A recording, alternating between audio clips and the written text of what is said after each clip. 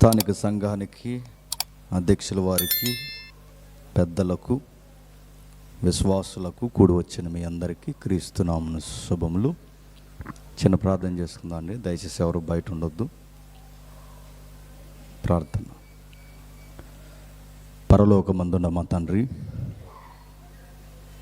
మరలా తిరిగి ఈ వారము తండ్రి వాక్యాన్ని ధ్యానించడానికి, వారమంతా తండ్రి మీరు మమ్మల్ని కాచిన విధానమును బట్టి మిమ్మల్ని స్తుతించుకోవడానికి, మిమ్మల్ని ఘనపరచడానికి, మరికొన్ని ఆధ్యాత్మిక విలువలు తండ్రి మేము నేర్చుకోవడానికి ఈ సమయాన్ని మరొక్కసారి మాకు దయచేసినందుకు స్తుతులు, స్తోత్రము. వచ్చిన వారందరితో నేరుగా మీరు మరొకసారి మాట్లాడండి. వారు అవసరమైన సంగతులు వింటున్నారు కనుక తండ్రి తలపోసే ధన్యతను అనుగ్రహించండి. పరోక్షంగా వింటున్న వారితో కూడా మీరు మాట్లాడండి. ఈ పురాతనమైన సంగతును మరొకసారి ఈ ప్రాంతంలో మేము మాట్లాడుకుని చూడగా మాతో, మా అందరితో మీరు ఉంటారని కోరుతూ క్రీస్తున్నామని ప్రార్థన సమర్పిస్తున్నాం తండ్రి. ఆమె.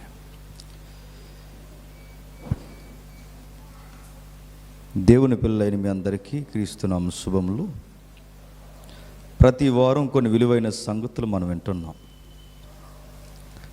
గతించిన వారం క్రైస్తవ విలువలను గురించి మనం చూసాం.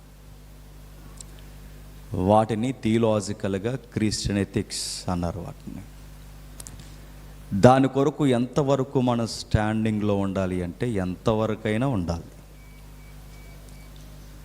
అలా మాట్లాడితే నీతో ఈ సొసైటీకి రగడ స్టార్ట్ అవుద్దంటే అయినా ఉండాలి.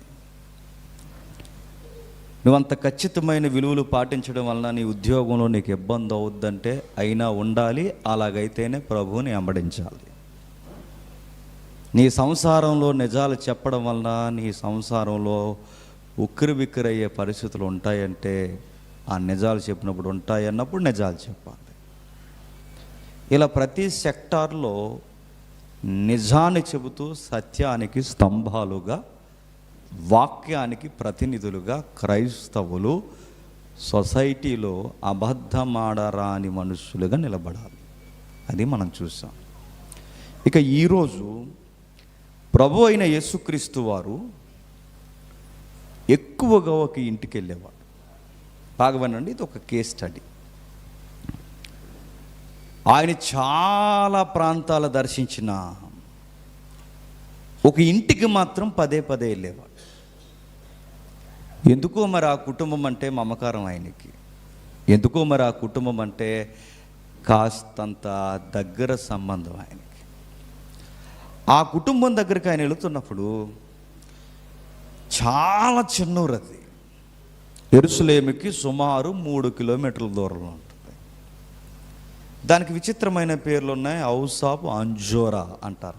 అంటే ఆ ఏరియాలో అంజూరపు ఫలాలు ఎక్కువ పండుతాయి అన్నమాట. ఇల్లు తక్కువ, చెట్లు ఎక్కువ. భౌగోళికంగా మాట్లాడుకుంటే జాగ్రఫికల్ ఎవిడెన్స్ అది. దానికి ఈ రోజుకి నానుడున్న ఒక కితాబ్ ఏంటంటే, ఆ సమాధుల దొడ్డులో ఉన్న మహా తోట, లేదా ఆ సమాధుల దొడ్డుకి కొంచెం ఎలుపులుగున్న చిన్న పల్లె, దానికున్న పేరు చెట్ల తోట కలిగిన ఊరు అని ఊరు. ఆ ఊరు పేరు ఈ రోజుకి గూగుల్లో మనం చూస్తే ఆ ఊర్లో ఎన్ని ఇల్లులు ఉంటాయంటే 20 నుంచి 30 ఇల్లులు ఉంటాయి అంతే. మరి ఊరంతా ఏముంటాయి? చెట్లు ఉంటాయి. ఊరంతా ఏముంటాయి? అంజూరపు పళ్ళు ఉంటాయి. ఇంకా ఏముంటాయి? పచ్చని వాతావరణం ఉంటుంది. అది ఎక్కడుంది? యెరూషలేము సిటీకి సరిగ్గా 3 కిలోమీటర్ల దూరంలో ఉంది. ఆ ఊరి పేరు ఏం పేరు అంటే బేతనీయ. ఎవరు? బేతనీయ. ఆ పచ్చటి పల్లెలో, ఆ పచ్చటి ఊరిలో చింతలేని కుటుంబం చిన్న కుటుంబంగా ఉండేది. ఆ కుటుంబం ఎవరిదో కాదు, మార్తా మరియలది. బాగా వినండి, ఇవాళ మనకు చాలా ముట్టుకెళ్ళి పడతాయి. మార్తా మరియలది. మార్తా మరియలు ఎంత చిన్న కుటుంబం అంటే ముగ్గురు ఉంటారు. బైబిల్ రికార్డ్స్ ప్రకారం అక్కా చెల్లెళ్ళు ముద్దుల తమ్ముడో ముద్దుల అన్నయ్యో మనకు తెలియదు, వయసు లేదు అక్కడ. మొత్తం మీద ఒక సహోదరుడు, వీళ్ళు ముగ్గురే ఉంటారు అక్కడ. ఇండియాలో కూడా సామెత ఉంది కదండి, చిన్న కుటుంబం చింతలేని కుటుంబం. మన వారు ఆ రోజుల్లో మనం చదువుకున్న టైంలో జీకే బిట్లో ఒక సూత్రం పుట్టించుకొచ్చారు మనకు కూడా, కరెంట్ జీకేలో. ఏమని? చైనాను దాటేస్తే ఆర్థిక మాన్యం వస్తుంది, చైనాను దాటేస్తే దళసరి ఆదాయం పడిపోతుంది, జనాభా పెరిగితే గవర్నమెంట్ ఊగిపోతుంది. అందుకే ఏం చేశారంటే కొటేషన్ సామెతలు పెట్టారు. ముగ్గురొద్దు, చెప్పండి, ఇద్దరే ముద్దు. ఇంకా జనాభా పెరిగిపోయారు అలాగన్నా. అప్పుడు మళ్ళీ ఏం చేశారు? ఇద్దరొద్దు ఒక్కరే ముద్దు అన్నారు. అయినా చైనాను దాటేస్తున్నాం.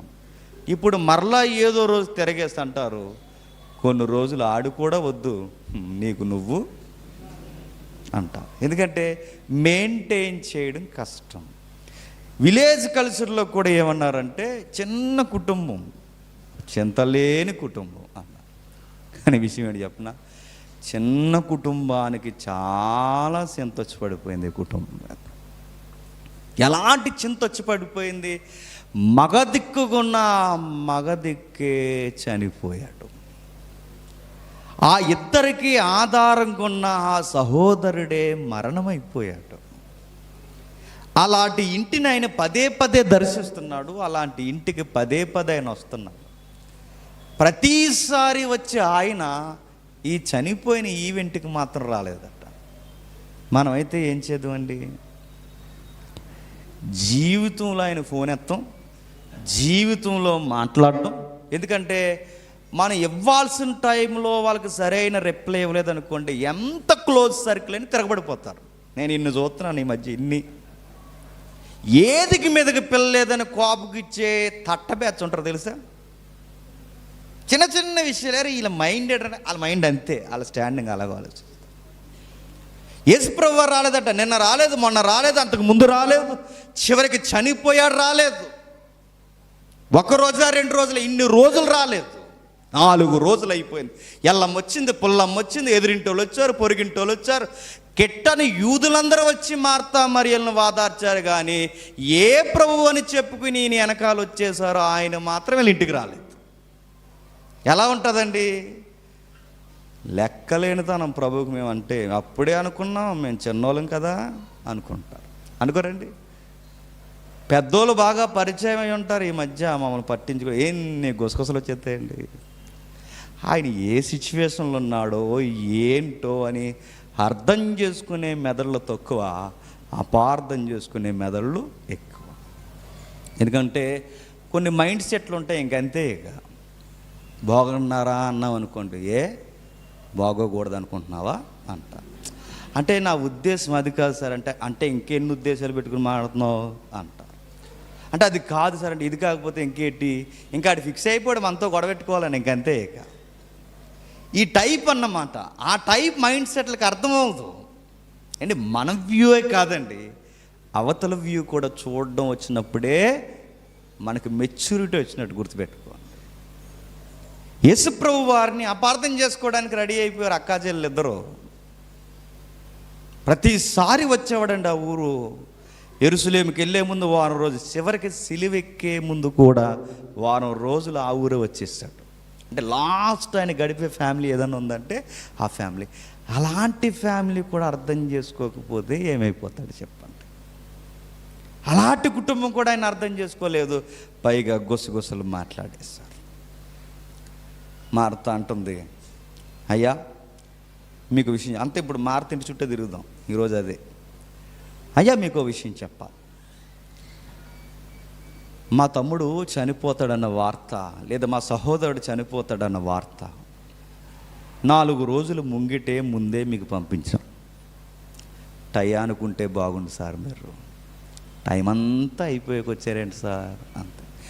కొన్ని మాటలు ఉంటాయండి, కొట్టరు తిట్టరు ఏమనరు, నైస్గా వేస్తారన్నమాట.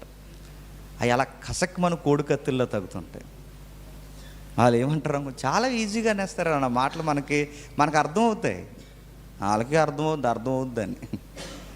అలాగే యేసుక్రీస్తు అని చాలా నైస్గా ఉంది. ఆవిడేమందంటే, అంటే మేము ఏమనం సార్, కాకపోతే కాని టైంలో వచ్చారు మీరు. ఇంకేమంటాం సార్? అంతే. మార్తా అన్నాడు, మార్తా ఒక విషయం చెప్పాలి, నీకు విషయం అర్థం అవట్లేదు, టైంకి రాలేదండి నన్ను టైం లైన్లో ఎందుకు చూస్తున్నావు? టైం నీకు, నాకు కాదు. టైం ట్రావెల్ నీకు, నాకు కాదు. టైం లేనప్పుడే ఉన్నాను, టైం ఎండ్ అయిపోయి మరలా న్యూ టైం స్టార్ట్ అయితే ఆ జీవంలో కూడా నేను ఉంటాను. అందుకే పునరుద్ధానము జీవము నేను. ఆ మాటకు అర్థం ఏంటి? ఈ టైంలో ఉన్న నేను రెజరెక్షన్, ఆ టైంలో కూడానే ఉంటాను. నాకు టైం సంబంధం లేదు, టైం జోన్లో పెట్టక మరియా అన్న. అయినా అర్థం అవ్వలేదు. ఆవిడ అందే, లేపుతానన్నారు కదా సార్, ఆ సబ్జెక్ట్ నాకు గుర్తుంది, ఆ ఎండింగ్ టైంలో లేపుతున్నారు, ఆ సబ్జెక్టేగా మీరు చెప్తున్నారు అంది. అంత ఎక్స్ట్రీమ్ బ్యాచ్ అన్నమాట. కొంతమంది చూసారా, మనం ఏం చెప్పకుండానే వాళ్ళకి అర్థమవుతుంది పూర్తిగా, నేనదే అనుకుంటున్నాను అంట. అలాగే అంటుందన్నమాట. ఎవరు అలాగే మాట్లాడేస్తుంది చూడండి. ఏమంటుంది? అదే నేను అన్నట్టు, చెప్పారు సార్ ఆ రోజు లేస్తా అన్నారుగా అన్నది. అది కాదు మార్తా, నీకు విషయం చెప్పాలి. మీ బ్రదర్ ఎక్కడున్నాడు? ఎక్కడ ఉన్నాడో నీకు తెలుసు, అడుగుతున్నాడు. లోపల పెట్టేశారు సార్. ఇప్పుడు అవన్నీ డిస్కషన్ ఎందుకు సార్, ఆయన కుళ్ళిపోయాడు, పైగా ఇప్పుడు మీరు చూస్తానంటున్నారు, వాసన వస్తాడు అంతే. మళ్ళీ దుఃఖపడ్డాడు. ఎందుకంటే దగ్గరగా ఉన్నాడని అర్థం చేసుకోలేకపోయారేమో, దగ్గరగా ఉన్నారని లోకు గట్టరేమో. మనం కూడా చూసారా, తల్లిదండ్రులు బాగా మనల్ని ప్రేమించారనుకుని లోకు గడ్డేస్తాం. లోకు గట్టమంటే ప్రపంచంలో పిల్లలకి బాగా లోకుగా దొరికేది ఎవరు చెప్పండి? తల్లిదండ్రులే. ఎందుకంటే వాళ్ళు బాగా దగ్గరగా ఉన్నారు, ప్రేమిస్తారు. ఇంకా లోకు అంతే. ఇక అలాగే ఇప్పుడు యేసుక్రీస్తు వారు దగ్గరకు ఉండేసరికి బహుశా ఆయన అర్థం లేదేమో, ఏదో ఒక సామాన్యుడైన మనసుతో మాట్లాడినట్టు మాట్లాడేసి ఆయన అన్నారు, సార్ వాసన వస్తారు సార్ అన్న. ఎక్కడో చూపించారు, లాజరు బయటికి రా. లాజరు బయటికి రానగానే ఏదో మీకు సినిమాలో, తెలుగు సినిమా ఫ్రేమ్లో చూపించినట్టు అలా లెగిసిపోయాడు అనుకోకండి, అంత లేదు అక్కడ. చాలా కష్టతరమైన ఈవెంట్ జరిగింది అక్కడ. మీరు బాగా వినండి, ఈ స్టోరీ మీకు అంతా తెలిసినా మనకు ఒక కీలకమైన పాయింట్ కావాలి అక్కడ. ఎప్పుడైతే ఆయన తిరిగి లేచాడో, ఎలా లేచాడు? మీరు ఎప్పుడైనా లాజరు సమాధి గూగుల్లో చూడండి.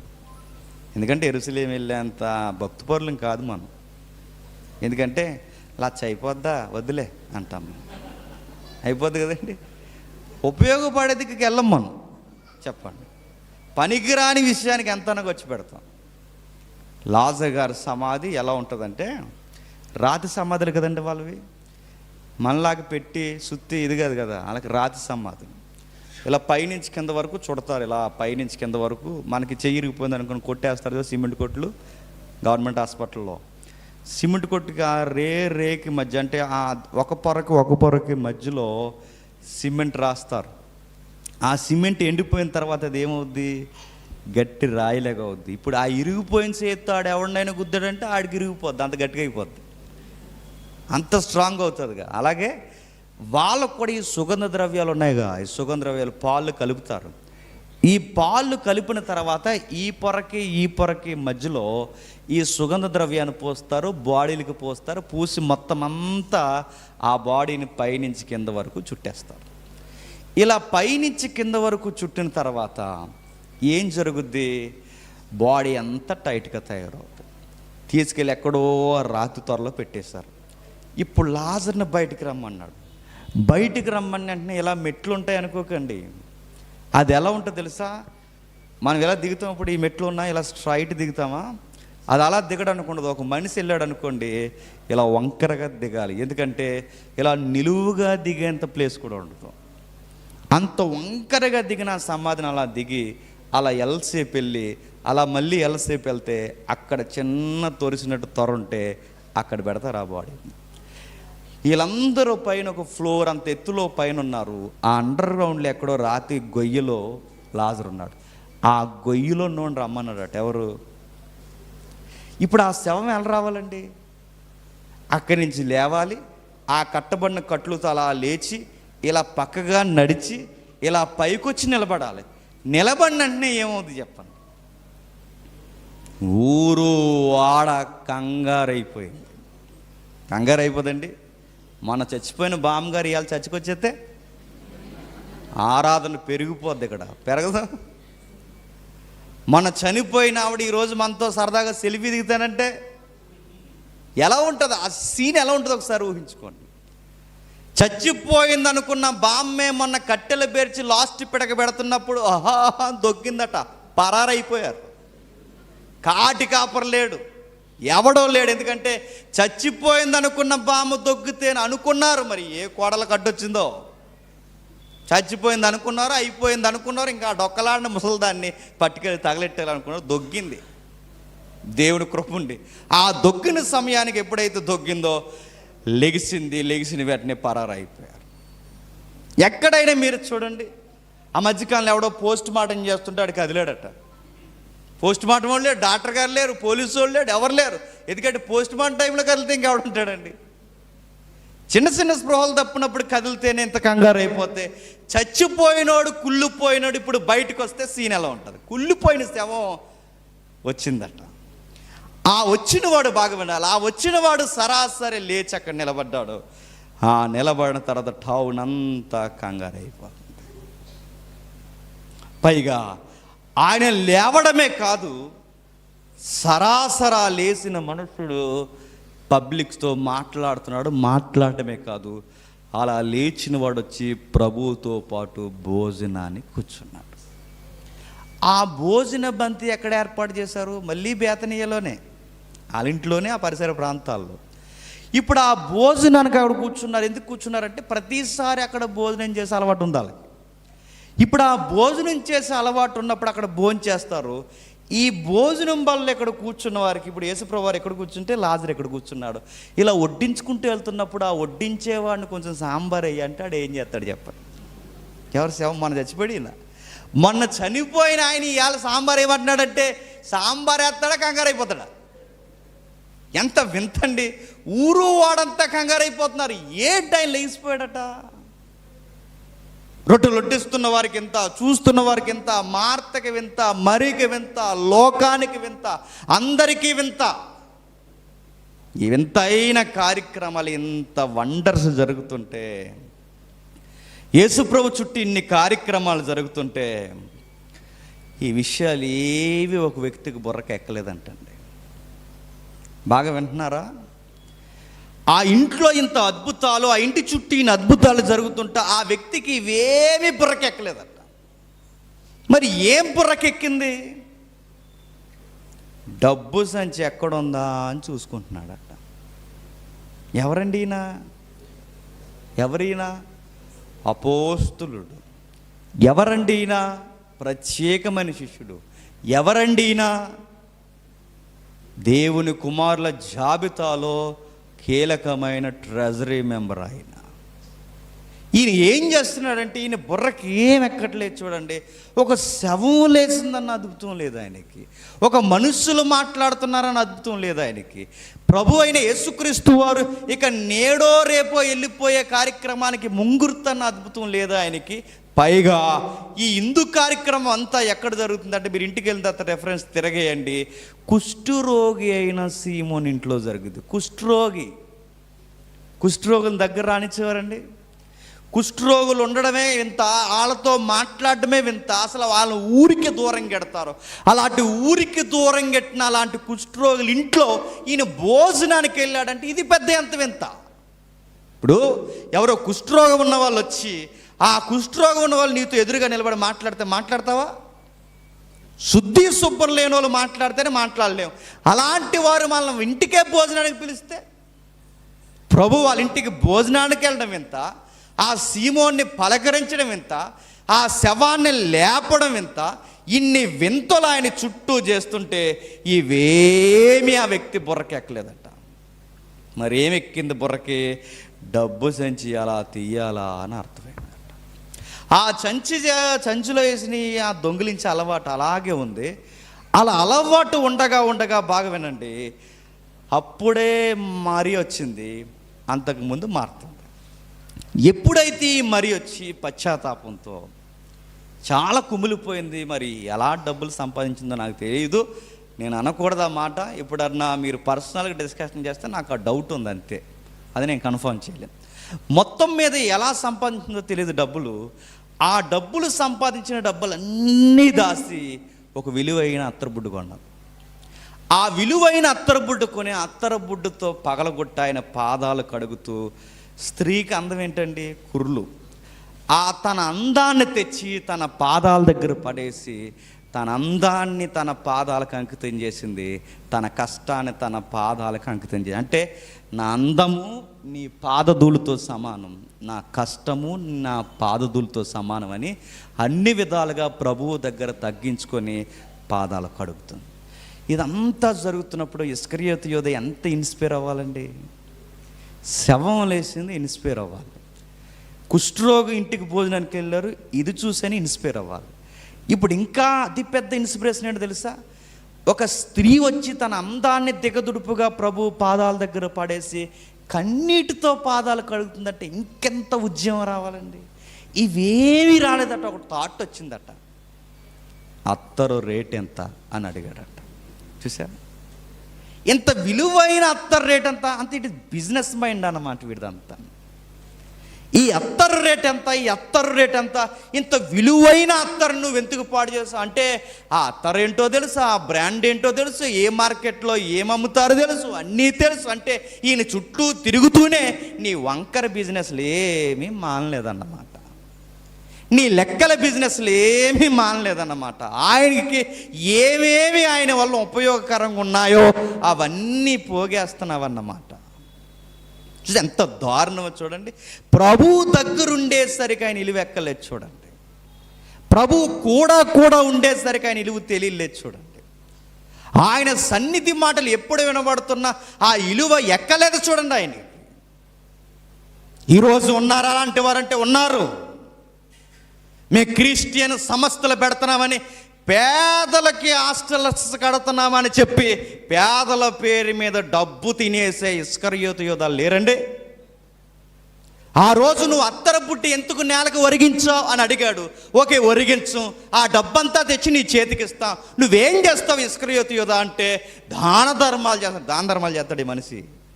దాన ధర్మాలు చేస్తున్నాం, మేము పెద్ద అనాథాశ్రమం మెయింటైన్ చేస్తున్నాం, మేము పెడతామన్నాడట. పెడతాడా దొంగిలిస్తున్నాడు చెప్ప. పేదల పేరు చెప్పి సందా దోశాడు, పేదల పేరు చెప్పి అత్తర కాస్ట్ దోసేయాలనుకుంటున్నాడు. ఈ రోజుకి అలాంటివి ఉన్నాయంటే అందరూ కాదు, ఎక్కువ మందే ఉన్నారు.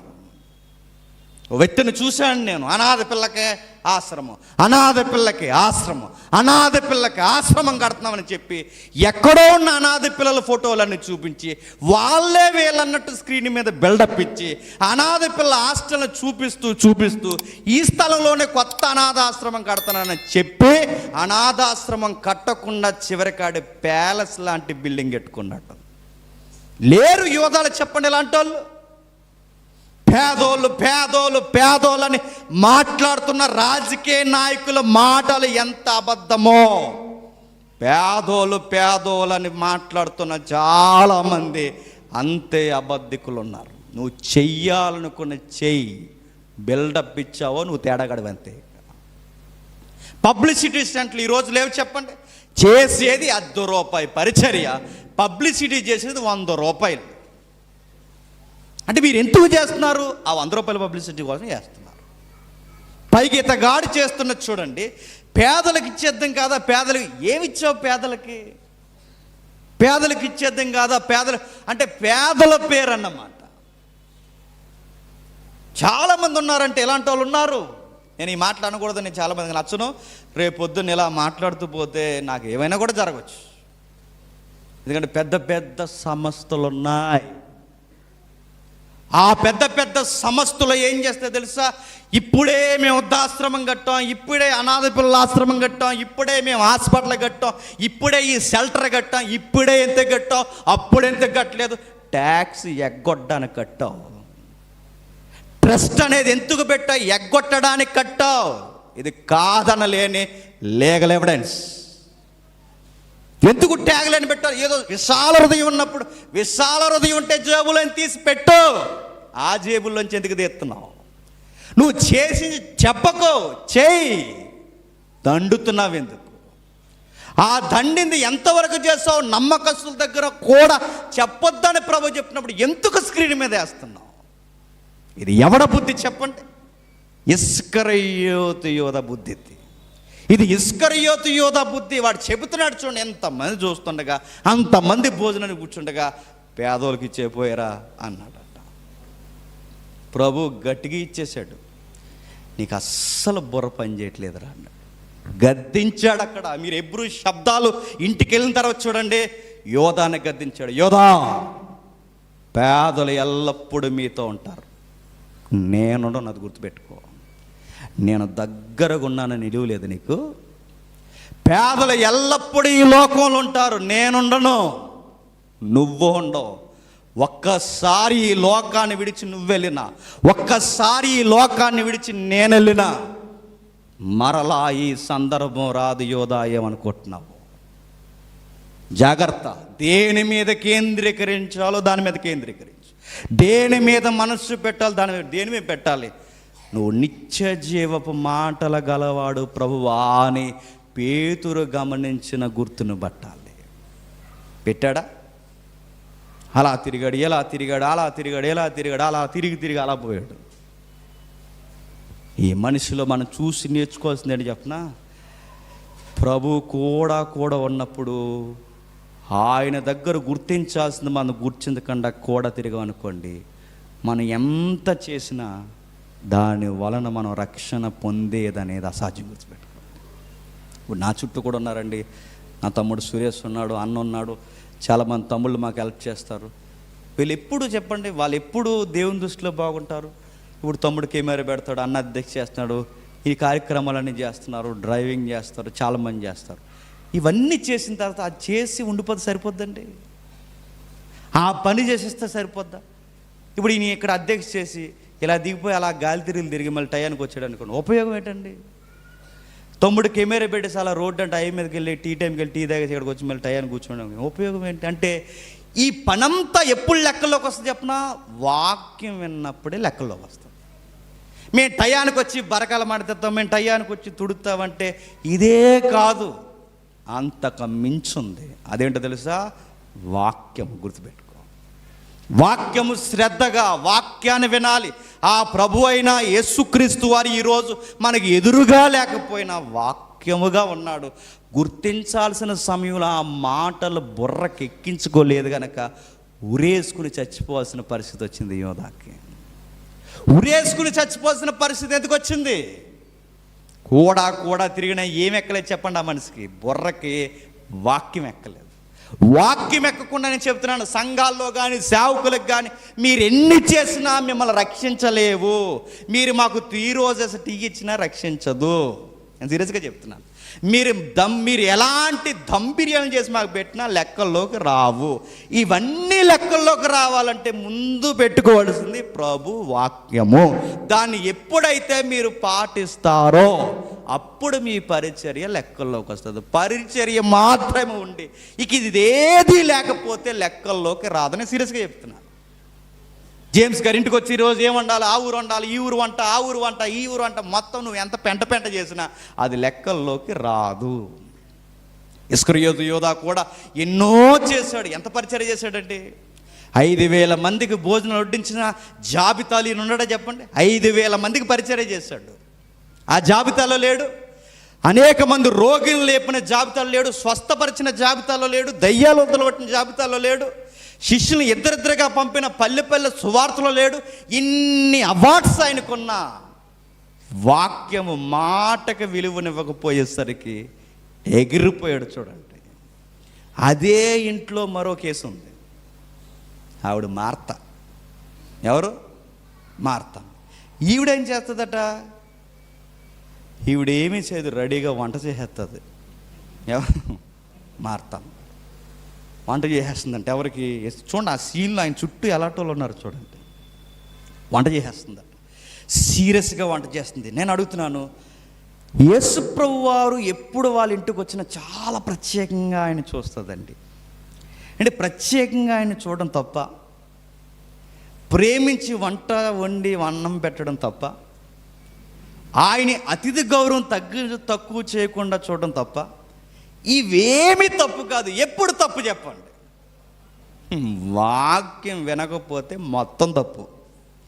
వాక్యం వినాలి, ఆయన మాట వినాలి. కంగారు పడుతుంది, ఆ గదిలోకి దూకుతుంది, ఈ గదిలోకి దూకుతుంది, కిచెన్లోకి వెళ్తుంది, అటు తిరుగుతుంది, రకరకాల ఐటమ్లు వండేస్తుందంట. ఆ రోజు ఇన్ని ఐటమ్లు దేనికి సిస్టర్ అని అడిగితే చెప్తుంది, ప్రభు వచ్చాడుగా, స్పెషల్ వంటకాలు వండుతున్నాను అంట.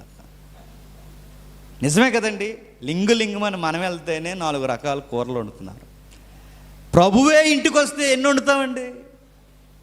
స్పెషల్గానే ప్రేమిస్తుంది ఆవిడ, తప్పేం కాదు. మనం వెళితేనే ఆ మధ్యకాలంలో ఆయన ఎవరో ఏకంగా ఇంక చెప్పకూడదు, లైవ్లో తీసుకెళ్ళిపోతారేమో. ఒక అడుగు మాసం వండాడు, అదేంటని అడగండి. అది వండేసరికి ఇది ఏంటంటే చెప్పాడు, నీకో నమస్కారం, నీ కూరకో నమస్కారం. లేదన్న ఇది వెరీ కాస్ట్, ప్రాణాలు రిస్క్ తెచ్చి తెచ్చాను అన్నాడు. నాకు అర్థమైంది, నీకు నమస్కారం బాబు, నీ ప్రేమకి. అంటే మనం వండితేనే ఇంత, మనం వెళితేనే ఇంత ప్రత్యేకమైతే ప్రభువే వచ్చాడు. ఆ ప్రభువే వస్తే ఇప్పుడు ప్రభువుకి ఎలాంటి ప్రత్యేకత, చాలా ప్రత్యేకత ఇస్తుంది. విస్తారమైన పని ఎట్టుకుందంట. ఆ మాటలు ఎలా ఉన్నాయి చూడండి ఒకసారి. 10వ అధ్యాయం లూకా సువార్త ఒకసారి చూద్దాం. లూకా సువార్త 10వ అధ్యాయం 38వ వచనం నుండి త్వరగా. అంతటా వారు, యేసుక్రీస్తు వారు వీళ్ళందరూ ప్రయాణమై పోవుచుండగా ఆయన ఒక గ్రామంలోనికి ప్రవేశించెను. మార్తావను ఒక స్త్రీ ఆయనను తన ఇంట చేర్చుకొనెను. మరియా అని ఒక సహోదరి ఉండెను. యేసుక్రీస్తు వారి పాదముల యొద్ద కూర్చుండి మార్త విస్తారమైన పని పెట్టుకునే చేత ఆయన యొద్దకు వచ్చి, ప్రభువా నా సహోదరిని విడిచిపెట్టమని అడిగిన ఒక మాట అడుగుతుందని చెప్పండి. ఎన్ని పనులు ఎట్టుకుందట? విస్తారమైన పనులు. ఆ విస్తారమైన పనులు ఎవరి కోసమంట చెప్పండి? ఆవిడకి ఇంట్లో సామానం ఎక్కువైపోయినాయా? లేదా వారం రోజుల నుంచి క్లీన్ చేయకండి ఇవాళ క్లీన్ చేస్తుందా? విస్తారమైన పనులు దేనికి? ఇంట్లో నిలవ పనులు నెట్టలేదు. కొంతమంది తల్లు నిలవ పనులు నెడతారు. ఒక ఆవిడ ఇంటికి వెళితే ఆయనకి మంచినీళ్ళు ఇచ్చిందట. మంచినీళ్ళు తాగిన వెంటనే సగం తాకిందట, ఏడు దాహం అన్నవాడు. ఏ అంటే ఆ మంచినీళ్ళ గ్లాసు టీ వాసన వస్తుంది అంటే అది నిన్నడ గ్లాస్ అన్నమాట. అది అమ్మగారికి ఎంత శుభ్రమో మీకు అర్థమవుతుందా? గ్లాస్ చూసి చెప్పొచ్చు మేడం గారు ఎంత నీట్గా ఉంటారో, రూమ్ చూసి చెప్పొచ్చు మేడం గారు ఎంత నీట్గా ఉంటారో, ఫ్లోర్ చూసి చెప్పొచ్చు మేడం గారు ఎంత నీట్గా ఉంటారో, అక్కడ వస్త్రాలు, డోర్ కర్టెన్స్, ఫ్యాన్లు, ఒకటేటండి సోఫా సెట్లు అన్నీ చూసి చెప్పొచ్చు. దువ్వుకున్న దువ్వాన్ని బట్టి కూడా చెప్పొచ్చు. దానికి ఉన్న దరిద్రపు ఎంటికలు అన్నీ చూసి చెప్పొచ్చు. శుద్ధి శుభ్రం ఇంట్లో ఎలా ఉందో చెప్పలేమండి. ఒక ఇంటి ఇల్లాలు, ఉత్తమం ఇల్లాలని ముందు ఇల్లు చూస్తారు, తర్వాత ఒళ్ళు చూస్తారు, తర్వాత ఆమె మాట చూస్తారు. ఏ చూస్తారు? మార్తమ్మకి అన్నిట్లో రైట్ మార్కులు ఉన్నాయి. ఇల్లు శుభ్రంగా ఉంది, అతిథి గౌరవంలో శుభ్రత ఉంది, విస్తారమైన పనులు పెట్టుకుంది. ఈ పనులన్నీ దేనికంటే ప్రభు కొరకు పెట్టుకుంది. ఈ ప్రభు కొరకు పెట్టుకున్న పనులు అటు తిరిగి ఇటు తిరిగి కొంచెం అతిగా మాట్లాడేసిందని. కొంతమంది చూసారా, సనువెత్తే ఎక్కేస్తారు. ఈవిడ ఎలా అంటే చెప్పనా, సనువు అనుకుందో మరి ఏమనుకుందో, విస్తారమైన పనులు పట్టుకుని ప్రభువునే గద్దించేస్తుందండి. ఏమంటుందంట? అసలు మీకు ఏమైనా మర్యాద చెప్పండి అంత, అస్సలు మీకు ఏమన్నా ఆలోచిస్తున్నారా చెప్పండి. మీకైనా దానికంటే తెలియదండి, మీకైనా తెలియాలి కదండి. అదంటే ఎవరక్కడ? వాళ్ళ అక్క. ఆవిడికి ఎలాగో తెలియదు, మీకైనా తెలియాలి కదండి. కనీసం మీకైనా బాధ. ఆవిడ ఎలాగా ఎప్పుడు పట్టించుకోదు, మీరైనా నన్ను పట్టించుకోవాలి కదండి. ఎలా మాట్లాడుతుందో చూసారా, ఎలా అడుగుతుందో చూసారా? గద్దించినట్టు మాట్లాడుతున్నారు. మాస్త విస్తారమైన పని పట్టుకోండి చేత తొందరపడి ఆడి యొద్దకు వచ్చి, ప్రభువా నేను ఒంటరిగా పని చేయుటకు నా సహోదరి నన్ను విడిచిపెట్టినందున నీకు చింత లేదా? నేను మాట్లాడుతాను చెప్పండి. నా సహోదరి నన్ను విడిచిపెట్టిందంటే మరియమ్మకి పనులు వచ్చా రావా చెప్పండి? మరియమ్మకి పనులు వచ్చా రావా? పనులు వచ్చు, కానీ రోజు పనిలో సహకరించి ఇద్దరు కలిసి కష్టపడి ఇంట్లో పనులు కలిసి చేసే ఈమె సడన్గా పనులన్నీ మానేసింది. ఎందుకు? కారణం నువ్వు రావడం వల్లనే పనులన్నీ మానేసింది, నీ దగ్గర కూర్చుంది. ఇప్పుడు ఆవిడ నాకు తోడుగుంటే అన్ని పనులు చక్కబెట్టేవాళ్ళం. ఇప్పుడు నీ వలన మానేసింది కనుక నీకు చింత లేదా? నేను అడుగుతున్నాను, దేనికి చింత అండి? కూరలు వండుతుందనా? దేనికి చింత అండి? రోటీలు చేస్తుందనా? దేనికి చింత చెప్పండి? ఇప్పుడు ఈవిడ ఇలా అయిపోతుందని దేనికి చింత పడిపోవాలి? అప్పుడు అన్నాడు, మార్తా మార్తా. ఆ మాటకు అర్థం ఏంటి చెప్పండి? మార్తా మార్తా అని 47వ వచనంలో 2 సార్లు అన్నాడంటే మార్తా మార్తా అని ఎప్పుడు అంటాం? సీరియస్గా అంటున్నాడు. ఒకే పదాన్ని 2 సార్లు ఉచ్చరిస్తున్నారంటే వార్నింగ్ ఇస్తున్నాడు. మార్తా మార్తా అంటే వార్నింగ్ ఇస్తున్నాడు. వంట చేయి, నేను వద్దంటలేదు, కాదంటలేదు, కానీ నీకు అసలు విషయం ఎక్కట్లేదు. వంట చేశాను, వాదార్చాను, తుడిచాను, స్నానానికి నీళ్లు పెట్టాను, ఇవన్నీ తర్వాత మార్తా మా లెక్కలో. విషయం గుర్తుపెట్టుకో, నువ్వు వాక్యానికి విలువ నువ్వు. మీ అక్క ఉత్తమరాలా, నువ్వు ఉత్తమరాలంటే నేను ఇద్దరిలో తేల్చేస్తున్నాను, జడ్జిమెంట్ ఇచ్చేస్తున్నాను. మీ అక్కే ఉత్తమరాలు. ఎందుకంటే మీ అక్క, నేను అనుకుంటున్నాను థియోలాజియన్స్ అందరూ అక్కే అన్నారు, మరి మీ అక్కే ఉత్తమరాలు. ఎందుకంటే మీ అక్క ఉత్తమమైన దాన్ని ఎంచుకుంది. ఏ ఉత్తమమైనది? తన పాదాల దగ్గరకు వచ్చిన ప్రభు ఈరోజు ఏం చెప్తాడా అని వింటుందట. ఈవిడేం చేస్తుంది? ప్రభు నోట్లో నుంచి ఏం వస్తుందా అని మార్త చూస్తుంది, మరీ చూస్తుంది. ప్రభు నోట్లో కొత్త వంటకం ఏం పెట్టాలా అని చెప్పండి. చూసారా? ఆయన నోటిని ఎలా తీపి చేయాలని ఈవిడ చూస్తుంది, ఆయన నోట్లో నుంచి ఏమొస్తుందా అని ఈవిడ చూస్తుంది. ఇద్దరిలో ప్రభుకి ఎవరు నచ్చారట చెప్పాలి.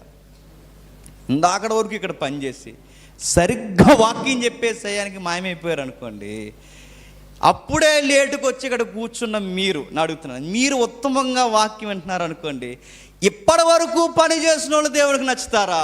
శ్రద్ధగా వాక్యం వింటున్న ఇప్పుడు వచ్చిన మీరు నచ్చుతారు చెప్పండి. అక్కడ ఉన్న కొలత బట్టి ఎవరు నచ్చుతారు? ఇప్పుడు వచ్చిన మీరే నచ్చుతారు. ఎందుకంటే మీరు వాక్యానికి విలువనిస్తున్నారు. ఇప్పుడు మీరు అనుకోవచ్చు, అంటే వాక్యం వింటే సరిపోద్ది కనుక ఇక ఏ పనులు చెప్పండి చెయ్యక్కరొద్దు, ఇలాంటి వాళ్ళు ఉన్నారు లేదు చెప్పండి. ఉన్నారు లేదా? మనకు అంతా రివర్స్ అండి, ఒకటి చెప్తుంటే అర్థమవుతుంది మనకి. వాక్యం ఉత్తమంగా వినండి, వాక్యం ఉత్తమంగా వినండి అనేసరికి ఇక ఇవన్నీ మీరు చూడండి, వీళ్ళ వెంటనే మనం ఏం చేస్తాం చెప్పిన, వాక్యం వింటే సరిపోద్ది అన్నమాట, ఇంకే పనులు చెయ్యక్కరొద్దు. నేను మాట్లాడుతున్నాను, యోధా చుట్టూ తిరిగి ప్రభువుని ఎలా అర్థం చేసుకోలేకపోయాడో, మరియమ్మ వండి బాగా మార్తమ్మ వండి కూడా యేసు ప్రభువుని అర్థం చేసుకోలేకపోయాడు. వచ్చినవాడు ఎవరు అనుకుంటున్నావు? నీ వంట కొరకు, నీ టీ కొరకు, నువ్వు పెట్టే రోటీ కొరకు వచ్చినాడు కాదు. ఆయన వచ్చినాడు ఎవరు అనుకుంటున్నావు? నిత్య జీవపు మాటలు కలిగినాడు. అలాంటి ఆయన పదే మీ ఇంటికి వచ్చేసరికి నీకు లోకు అయిందా? తమ్ముడు చనిపోయేసరికి, తమ్ముడు చనిపోయిన సమయంలో లోకు మాట మాట్లాడావు. అతిథి సత్కారం చేస్తున్న టైంలో ఇప్పుడు మళ్ళీ లోకు మాటలు మాట్లాడుతున్నావు. ఆయనే అనేస్తున్నావు, మా అక్కను పంపించవా అని లోకుతాను. అప్పుడప్పుడు చూసారా, ఏమన్నా సనువిచ్చి మాట్లాడితే అప్పుడప్పుడు వాళ్ళు గద్దించేస్తారు. మొన్న మధ్య ఆడు గొడవ అయిందట ఓ పెద్ద ఆయనకి, ఆడికి ఇద్దరు గొడవైన తర్వాత ఎందుకురా మీ ఇద్దరు అంత పెద్ద గొడవ వేసుకున్నారంటే, ఆడు సీరియస్గా చెప్పిన పాయింట్ ఏంటి చెప్పిన, మొన్న బర్త్డే దగ్గర నుంచి నాకు ఇంకా సిరాకు వచ్చేసిందండి అన్నాడు. ఏరా ఒరే 24 hours నువ్వు ఉంటావు కదరా ఆయన చుట్టూ అని అడిగితే, నా హీ జిందగీ సార్ అన్నాడు. ఏరా అని అడిగితే, అంటే ఏం చెప్తాను సార్, కేక్ కట్ చేశారు సార్, కట్ చేసినప్పుడు కనీసం నాకు నోట్లో చిన్న మొక్కెట్లేదు సార్, ఆ రోజే సిరాకు వచ్చేసింది సార్ నాకు. ఏంటి మొక్కెట్లేదని వదిలేసావా? చూసా, అసలు నిన్ను ఇంత బాగా ప్రేమించిన ఆ ప్రేమ నీకు గుర్తులేదు, చిన్న మొక్క గుర్తుందా? చూసారా, మనుషులు ఏది గుర్తించాలో అది గుర్తించరండి, పనికిరాని విషయాలు. మార్తా మరియులు బాగా వినండి, మరియమ్మ గుర్తించింది, మార్త గుర్తించలేకపోతుంది. వచ్చింది, మాట్లాడుతుంది. ఉత్తమమైనది ఏముందని అడిగినప్పుడు ప్రభు అంటున్నాడు, చూద్దాం ఒకసారి 41 వచ్చుండి. మరియా ఉత్తమమైన దాన్ని ఏర్పరచుకునేను, అది ఆమె వద్ద నుండి తీసివేయబడదని ఆమెకు చెప్పాను. ఏదైనా తీసివేయబడదు, గుర్తుపెట్టుకోండి. ఈరోజు నువ్వు వండిన కూర రేపటికేమవుద్ది, ఉల్లిపోతుంది, తీసేస్తారు. ఈరోజు నువ్వు వండిన ఐటమ్స్ గంటల వ్యవధిలో పూటలు దాటాయంటే తీసేయలేదు. నువ్వు ఏది చేసినా అది గంటలు దాటితే పోద్ది. కానీ మరియ దగ్గర నుంచి ఎప్పటికీ పోని ఒక నిత్య జీవపు వంట ఉంది, అది ఎప్పటికీ తీయలేరు. అదే ఆయన నోట వచ్చిన మాట. ఆయన నోట వచ్చిన మాట. నేను విస్తారమైన వాక్యం అందించారు కదండి సేవకులు. విస్తారమైన వాక్యం అందిస్తున్నప్పుడు ఆ వాక్యం మనం వినకుండా, అదంటే అదే కాదు, వాక్యం వినకుండా అలా అలా మనం తిరుగుతున్నాం అనుకోండి, ఇంకెందుకండి ఫంక్షన్కి వచ్చింది. మన ఫంక్షన్ అంతా చేసిందే వాక్యం వరకు. మనం ఏ కార్యక్రమంకి వెళ్ళినా పెళ్ళిళ్ళలో కార్యక్రమం జరుగుద్ది. పెళ్ళిళ్ళలో ఉత్తమమైన వాక్యం అందుతారు, సేవకుని పిలిపించి సడన్గా ఆపేయమంటారు పాస్టర్ గారు. ఎందుకంటే వాక్యం ఇంపార్టెంట్ కాదు. టైం అయిపోతుంది తినేయాలి, ఇప్పుడు టైం అయిపోతుంది తినేయాలి. వాక్యం భోజనానికి లేట్ అయితే వాక్యం ఆపేస్తారు. ఎమ్మెల్యే గారు వస్తే వాక్యం ఆపేస్తారు, పొలిటీషియన్ వస్తే వాక్యం ఆపేస్తారు. అడుగుతున్నాను, ఎంత లోకువరా దేవుని మాట అంటే మీకు? అలాంటప్పుడు ఆ పాస్టర్ గారిని ఎందుకు పిలిచారు? మీ తిండి కోసం ఆయన వాక్యాన్ని వినరు, మీ పొలిటికల్ ఎజెండాల కోసం ఆయన వాక్యం వినరు. ఇలాంటి విషయాలంటే ఇలా ప్రభువుకి విలువలు ఇవ్వలేని వారి ఇంట్లోకి ఆయన రావడానికి ఇష్టపడతాడా చెప్పండి.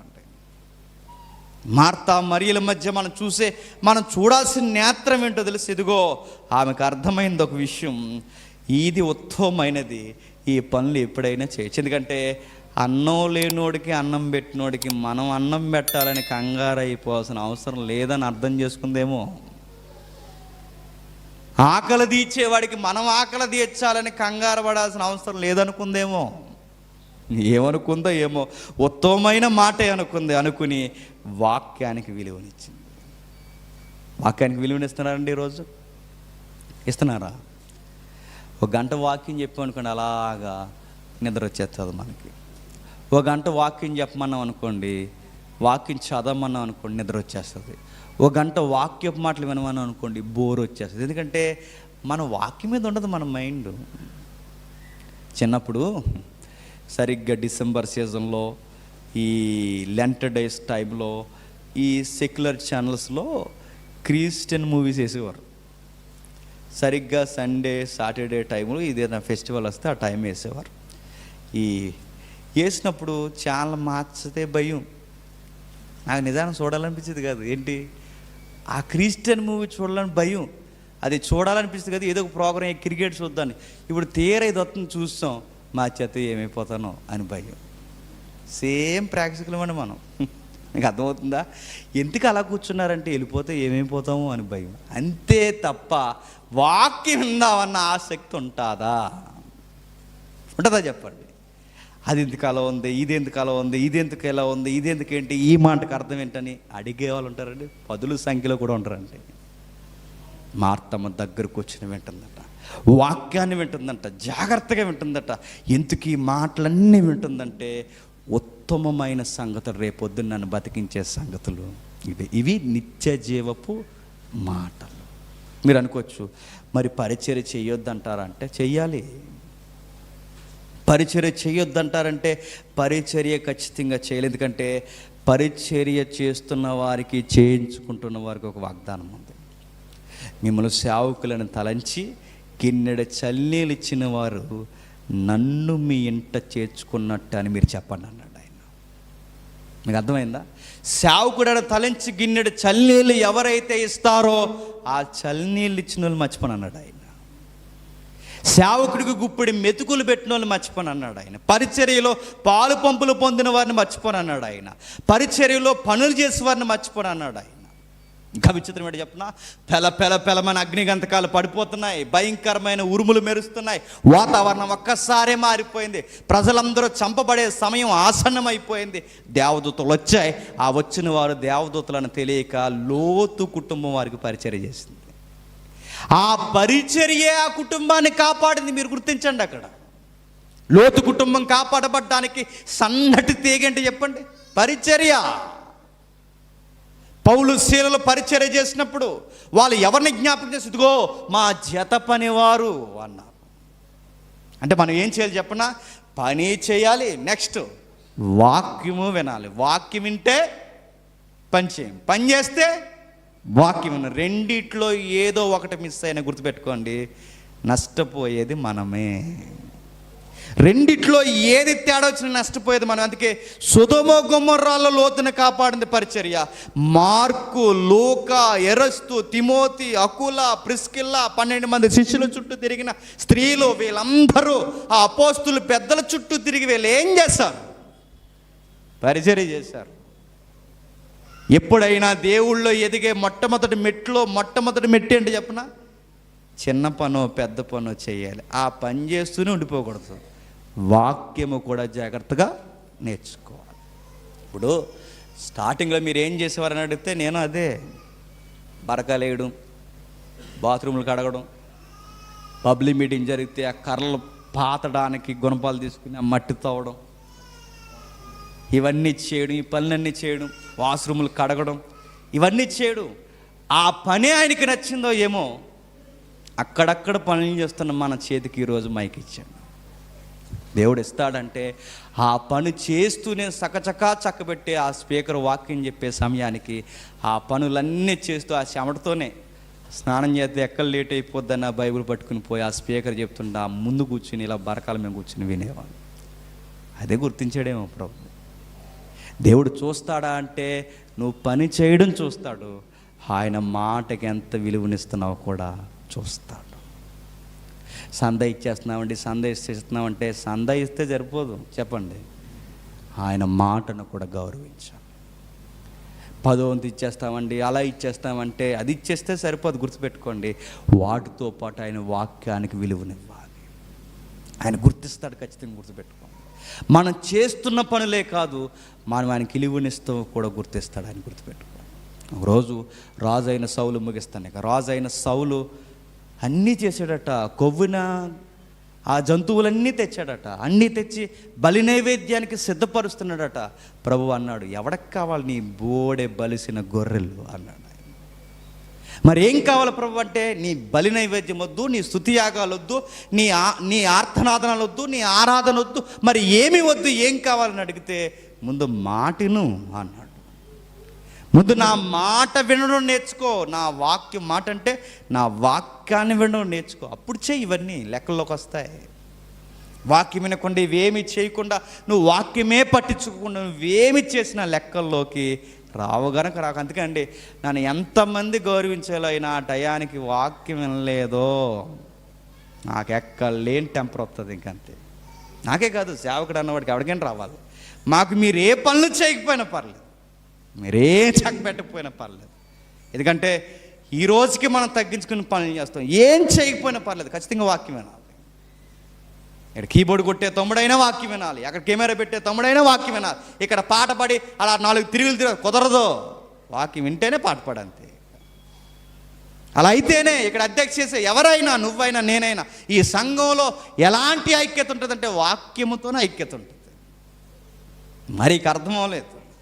వంటల మీద ఉంది, చుట్టూ ఉన్న బల్లల మీద ఉంది, ఆయన చుట్టూ జరుగుతున్న వాతావరణం మీద ఉంది, ఆయన నోట వస్తున్న వాక్యం మీద లేదు. ఆ ఇంట్లో ఎన్ని వింతలు జరుగుతున్నాయి చూడండి. ఒకటి ఇస్కరియోతు యోధ నష్టపోతున్నాడు, 2 మార్త నష్టపోతుంది. ఆ గృహంలో బాగానండి, ఆ అంజూరపు గృహంలో ఎంతమంది తేలిపోయే వాళ్ళు మనకు కనబడితే, ఇప్పుడు అంజూర గృహం సంఘం. గుర్తుపెట్టుకోండి, ఈ సంఘంలో ప్రభు ప్రతి వారం వస్తాడు. ఎలా వస్తాడు? ఇదిగో మీ చేతుల్లోకి వచ్చాడు, నా చేతుల్లోకి వచ్చాడు, వారం వారం మాట్లాడుతున్నాడు. నీ అటెన్షన్ ఏంటో చూస్తాడు, గుర్తుపెట్టుకో. ఆయనకి ఎంత విలువనిస్తావో చూస్తాడు, గుర్తుపెట్టుకో. ఇంట్లో ఆయన ఏ విధంగా చూస్తున్నావు? అతిథిగానే చూస్తున్నావా? ఆయన మాటను గౌరవించి అతిథిగా చూస్తున్నావు? ఇవన్నీ లెక్కలేస్తాడు, గుర్తుపెట్టుకో. టయానికి గడిపి వెళ్ళిపోదామని చూస్తున్నావా? టైంపాస్కు చూస్తున్నావా? ఏదో సన్నిధిలో గడిపితే ఏదో కలిసి వస్తుందని చూస్తున్నావా? ఇవన్నీ గుర్తిస్తాడు, గుర్తుపెట్టుకో. వస్తే ఏదో మంచి జరుగుతుందని వస్తున్నావా? ఇవన్నీ చూస్తాడు ఆయన. కేవలం వాక్యమేనండి జీవాహారం అని వస్తున్నావా? అది కూడా చూస్తాడు, గుర్తుపెట్టుకో. మన దగ్గర ఏమున్నాయండి? ఏసీలు ఉండవు, నాకే లేదు సరైన ఫ్యాను, ఏమీ ఉండవు, మన దగ్గర ఏమీ ఉండదు, సరైన ఇన్స్ట్రుమెంట్లు లేవు, ఏమీ లేవు, సౌండ్ లేదు, ఏమీ లేదు. మరి మీ దగ్గర ఏముంది? వాక్యం ఉంది. గుర్తుపెట్టుకో, ఈ సంఘంలో వాక్యం మాత్రం ఉంటుంది, అదే సెంటర్ ఆఫ్ అట్రాక్షన్. ఇంకంతకు మించి ఇక్కడ ఏమీ లేదు.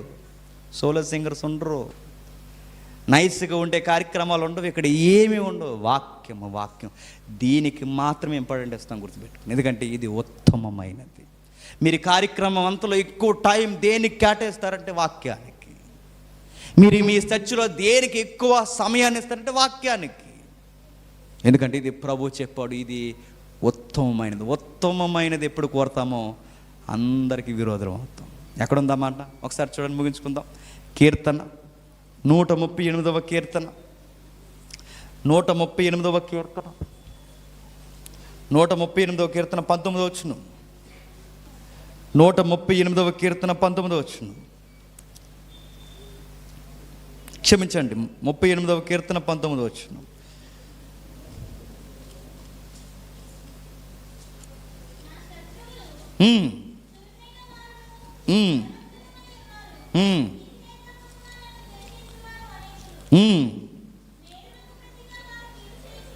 మేలునకు ప్రతిగా కీడు చేచున్నారు, నేను ఉత్తమమైన దానిని అనుసరించుచున్నందుకు వారు నాకు శత్రువులైపోయారు. బాగా వినండి, మీకు అర్థమైందా? ఆ 20 వచనం అంటున్న మాట చూడండి, ఉత్తమమైన దాన్ని కోరుకుంటే మనం ఏమైపోతామంట? శత్రువును. ఇప్పుడు మార్తమ్మకి ఆ ఇంట్లో శత్రువు ఎవరండి? ఉత్తమమైనది కోరుకున్న మరియ శత్రువు అయిపోయింది. ఇస్కరియోతు యోధాకి 11 మంది ఏమైపోయారండి? పాడని మనుషులు అయిపోయారు. చూడండి, ప్రభువే ఉత్తమమైనది, బాగా ఉత్తమమైనది చూపిస్తున్నందుకు ఇస్కరియోతు యోధాకి ఎవరు విరోధంగా నిలబడిపోవాల్సి వచ్చింది తెలుసా? ప్రభువే నిలబడాల్సి వచ్చింది. ఎందుకంటే ప్రభు ఉత్తమమైన దానికి నిలువెడతార్థం ఉన్నాడు కనుక. ఎక్కడైతే ఉత్తమం, మనం వాక్యము వాక్యము వాక్యము దేవుడు దేవుడు అని ఎప్పుడైతే పెద్దపేటలు వేసి ఉత్తమమైన దానికి విలువనిస్తామో మన చుట్టూ ఉన్నవారు మనకు ఎలా తయారవుతారు చెప్పండి? శత్రువులు అయిపోతారు. కానీ ఒకటి గుర్తుపెట్టుకోసమా, మనం శత్రువులం అయిపోయినప్పటికీ, మనం ఎంత శత్రువు మోక మనం బయలుదేరినప్పటికీ మన వాక్యానికి మాత్రమే విలువనివ్వాలి. మన వాక్యానికి మాత్రమే విలువనివ్వాలి. ఆ వాక్యం కన్నా ఇంకేది మనకు అది ఇంపార్టెంట్. మీకు ఎన్ని పనులు అంటే పెట్టుకోండి, ఎందాక అన్న చెప్తున్నాడుగా, మీకు ఎన్ని పనులు అంటే చేసుకోండి, ఎన్నన్నా చేయండి, టైంకి రండి. ఆ టైంకి ఎందుకు రావాలంటే టైంకి వాక్యాన్ని చెప్తారు, ఆ వాక్యానికి విలువనివ్వండి. ఆ టైంకి ఆ సమయానికి వచ్చేసి వాక్యాన్ని వినండి. మీకు ఎన్ని పనులు అంటే చేయండి, ఎన్నన్నా చేయండి, లేదా ఎక్కడ పనులన్నా చేయండి. వాక్యం వినబడుతుందా? చకచక అన్నీ మానేసి వచ్చి కూర్చోండి. అప్పుడు దేవుడు అంటాడు, మీరు ఉత్తమమైన వాటిని అనుసరిస్తున్నారు. వాక్యానికి విలువనిచ్చిన వారు నిత్య జీవాన్ని ముందుగానే పసిగట్టినారు. వాక్యానికి విలువనిచ్చిన వారు మట్టి లోకంలో నిత్యత్వ పునాదులు వేసుకుంటున్నవారు. వాక్యానికి విలువనిచ్చిన వారు నిత్య జీవపు వాసనను భూమి మీద పీలుస్తున్న ధన్యమైన విశ్వాసం. కాబట్టి నేను చెప్తున్నాను, మరి ఆమెకు అర్థం అవ్వలేదు, క్షమించండి, మార్తాకు అర్థం అవ్వలేదు, యోధాకు అర్థం అవ్వలేదు. వాళ్ళకి అర్థమయ్యే సమయానికి రావాల్సిన గద్దింపులు వాళ్ళకి వచ్చేసాయి. కాబట్టి జాగ్రత్త, మీరు ఏ సభకి వెళ్ళినా, ఏ చర్చికి వెళ్ళినా వాక్యానికి ప్రథమ స్థానం ఇవ్వండి. ఆయన వాక్యం చెప్పకుండా సోది చెప్తున్నాడా? మీరు సీరియస్గా బైబిల్ పెట్టుకుని వచ్చేయండి, ఏం మొహమాటలు. ఎందుకంటే వాక్యం నేర్పడానికి సోది ఎందుకండి?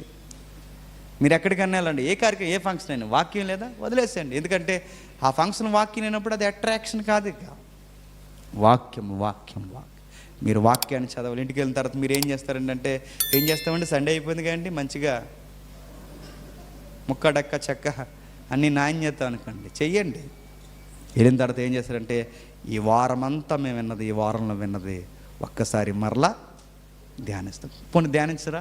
కనీసం మీరు విన్నారుగా, 2-3 ఇంటి దగ్గర సరదాగా డిస్కషన్ చేయండి. ఈరోజు జేమ్స్ ఇది చెప్పాడుగా, ప్రసాద్ ఇది చెప్పాడుగా, తమ్ముడు ఇది చెప్పాడుగా, డిస్కషన్ పెట్టండి. ఆ డిస్కషన్, ఎందుకంటే మీరు ఉత్తమమైన మాటలు మాట్లాడుకోండి. దేవుడు మీ కుటుంబాలను దీవించిన గాక. ప్రార్థన.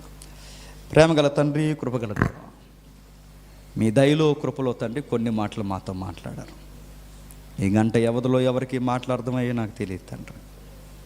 అర్థమైన వారు ధన్యులు తండ్రి ఇస్కరియోతు యోధ కూడా తిరుగుతున్న ఆయనకి ఏం అర్థం అవ్వలేదు తండ్రి. విలువను వాక్యానికి ఇవ్వాలని తెలుసుకోలేకపోయాడు. మార్త వండడమే గొప్పతనం అనుకుంది కానీ తండ్రి మాటకు విలువనివ్వడంలో వెనకబడిపోయింది. తండ్రి ఎంత కష్టపడుతున్నాం అన్నది ప్రాముఖ్యం కాదు, మీ వాక్యానికి ఎంతగా లోబడుతున్నాం అన్నది ప్రాముఖ్యం తండ్రి. సంఘాలలో తండ్రి ఎంత పరిచర్య చేస్తున్నారన్నది సెకండరీ. మొదటి స్థానము తండ్రి మీ మాటని గౌరవించడం, వాక్యాన్ని చదవడం, వాక్యాన్ని నేర్చుకోవడం, వాక్యాన్ని వినడం, ఈ ఉత్తమమైన దాన్ని తండ్రి మేము కేంద్రీకరించలేనప్పుడు తండ్రి మా చుట్టూ ఇంకా మా బుర్రలకి ఏమి ఎక్కువ దేవా. మా కళ్ళ ముందు శవాలు లేచినను మా బుర్రలకి ఎక్కదు. మా కళ్ళ ముందు తండ్రి కుష్ఠరోగులు శుద్ధులవుతున్నానో మా బుర్రలో పనిచేయవు. మీ వాక్యాన్ని ధ్యానించకపోతే జీవపు నేత్రాలు తండ్రి మాకు పనిచేయవు. మీ వాక్యానికి విలువనిస్తే మాకు అన్నీ అర్థమవుతాయి తండ్రి. తండ్రి సేవకులతో గౌరవపదంగా వ్యవహరించడమే కాదు తండ్రి, సేవకులతో స్నేహాలు చేయడమే కాదు తండ్రి, సేవకుల చుట్టూ మీ మాటలు వినాలన్న ఆతృత కూడా ఏ సంఘాలు కలిగి ఉంటాయో ఆ సంఘాలు ధన్యకరమైన సంఘాలు. అనేకమైన సంఘాలు ఉన్నాయి తండ్రి. తండ్రి బైక్ పార్కులని, కారు పార్కింగ్లని తండ్రి, మనుషుల్ని తండ్రి లైన్లో నిలబెట్టడం, ఇవే పరిచర్యానికి వాక్యాన్ని విలువనివ్వకుండా తండ్రి కాలయాపన చేసే వాళ్ళు ఉన్నారు. అవి చేయొద్దని కాదు దేవ, వాటికన్నా విలువైంది వాక్యం వినటం.